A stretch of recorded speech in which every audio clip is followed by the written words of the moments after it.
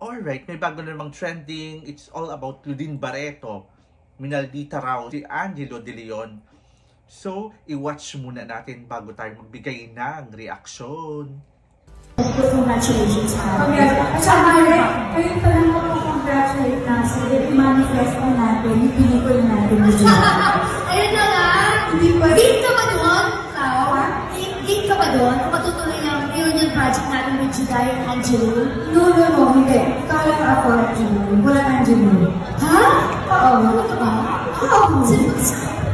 Alam ko sa dami yun. Teka lang! Okay, alam niyo po? Hindi. Oo. Alam mo talaga po, di ba? Alam mo talaga po eh. Pero alam mo, matipinta mo yan. Wala ka na nasabi. Ikaw ang sablada mo na ulit sa Pepe. Hindi mo sablada. Hindi ka. Malita to. Nagsasabi na ako ng totoo. Kahit tatlo lang yun. Ano ba?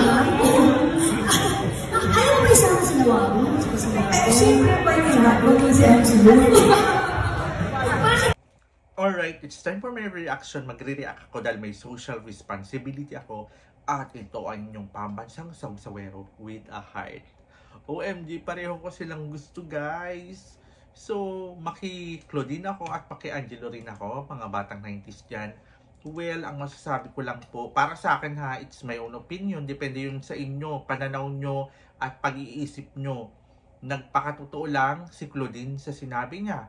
Kasi nara-write up na yan before, nasusulat na yan before, sinasabi si Gladys, si Claudine at si Judy Ann Santos. Ayan, na kasi ayan yung mga nakatwork ni Gladys, diba? So tinanong siya.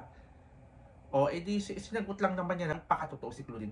Alam mo guys, dito sa Philippines talaga, no, bakit ganun? Pag nagpapakatotoo ka, masama ka. Pag pa-demure ka, mabait ka, di ba? Alam mo yun, mga ganun. Depende po kasi yan sa pagpapakatotoo, hindi.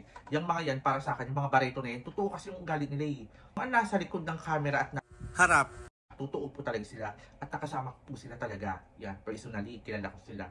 So, ganun sila. What you see is what you get. Actually, ako rin personally ha. Ako rin mas okay para sa akin yung taong nagpapakatotoo ka kaysa nagiging plastic ka, di ba? Pero hindi ibig sabihin porket totoo ka o nagmamaldita ka, masama ang ugali mo, nagpapakatotoo ka lang. Iba po ang nagpapakatotoo na nagmamaldita at ang malditang impacta. Alam niyo naman siguro yan ever since, di ba? At lahat naman tayo may issue, di ba? Ang pangit lang is hindi naman siya masyadong nagmamaldita talaga sa iba't iba. Mga napaka-sweet nga niya ni Claudine pagdating sa mga fans niya, di ba? Syempre yan mga yan, may mga pinagdaanan yan, may mga hugot yan. Saka walang masama sa sinabi niya na magpakatotoo, yun lang po, di ba? Yan din kasi ang daming marites na naman dyan at yung mga beshi kong expired, yaw-yaw tiw-tiw na naman kayo, ipagtanggol nyo, di ba?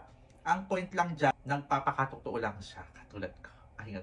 So, ayan, huwag na masyadong bigyan ng kulay. At ang bigyan nyo lang ng kulay, ayan, yung mga nakaupo ngayon sa gobyerno OMG, sana naman ayusin nila ang pag-upo nila. Huwag nang magmekos-mekos at magic-magic at puro pang sariling interest lang. Ayun lamang po ang tingnan natin dahil nakakaawa ang sambayan ng Pilipino. Well, anyways, ayan, magandang gabi at good night sa inyo.